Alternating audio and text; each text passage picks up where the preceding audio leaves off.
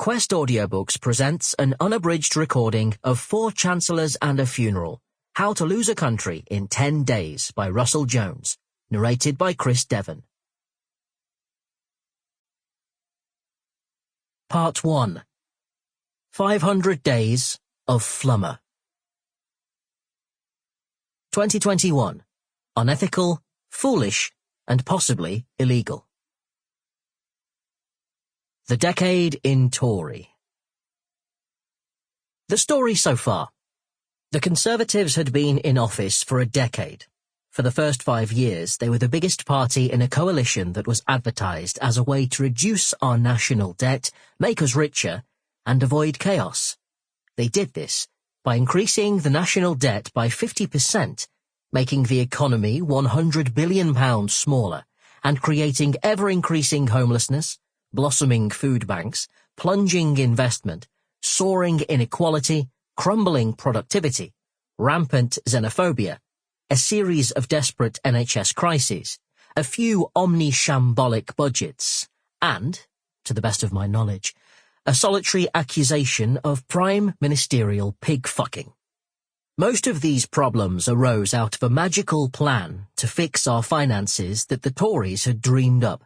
They called it austerity, and it meant cuts to pretty much everything important: health, education, housing, food production, energy generation, staff training, climate change, transport infrastructure, and business investment. But not to things that are of no importance whatsoever, such as billionaires. To understand austerity's ruthless, immutable logic, just imagine a wealthy football manager chopping bits off his players' feet until the team feels well enough to run around and score goals.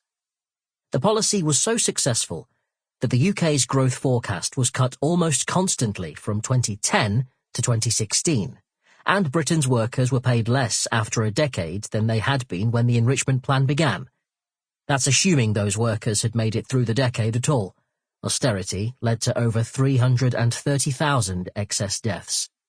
The Tories said they'd avoided chaos, but to an objective eye this did look a bit chaotic, and by 2016 the public were pissed off, and the Conservatives had run out of people to blame. Something needed to change. But what? Not the demented politics or destructive economics, obviously, and definitely not the government. Heaven forfend. So, instead, the Tories simply co-opted the preoccupations of a group of minor league dingbats called UKIP and began explaining to everybody that things had gone to shit because of the existence of Belgium.